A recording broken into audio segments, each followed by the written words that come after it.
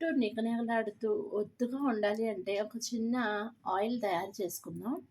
అయితే ఈ ఆయిల్ రోజు విడిచి రోజు తలకి హాయిగా మర్దన చేసుకొని, హెడ్ బాత్ చేసేటప్పుడు కొంచెం ఎక్కువగా ఆయిల్ రాసుకొని ఒక 1, 1 ½ అవర్ తర్వాత హెడ్ బాత్ చేస్తే మంచిది.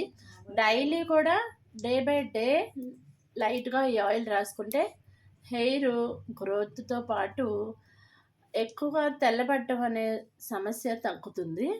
సో, దీనికి కావాల్సిందేంటంటే, ఎలాగో మనం డైలీ ఆయిల్ రాస్తాం కదా పిల్లలకి. అలా రాసి ఆ ఆయిల్‌ని ఇలా ప్లెయిన్ కోకోనట్ ఆయిల్ కాకుండా, ఈ ఆయిల్ అప్లై చేస్తే హెయిర్ మంచి గ్రోత్ ఉంటుంది. డైలీ కూడా ఈ ఆయిల్ పెట్టొచ్చు. లేకపోతే రోజు మార్చి రోజు ఈ ఆయిల్ పెట్టొచ్చు. అదే హెడ్ బాత్ చేసేటప్పుడు మాత్రం ముందు రోజైనా, లేకపోతే హెడ్ బాత్ చేసే 1 అవర్ ముందరన్నా ఈ ఆయిల్‌ని బాగా ఆహ్, తలకి మసాజ్ చేసుకుంటే చాలా మంచిది. సో, దీని ప్రాసెస్ చెప్తాను.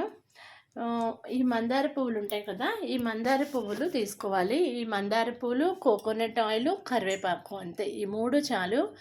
ఈ కోకోనట్ ఆయిలు 100 గ్రామ్స్ అయితే 10 మందారాలు తీసుకోవాలి. 10 మందారాలు తీసుకోవాలి. 100 గ్రాముల కొబ్బరి నూనెకి 10 మందారాలు తీసుకోవాలి. ఇప్పుడు నేను 400 గ్రాముల కొబ్బరి నూనె తీసుకున్నాను.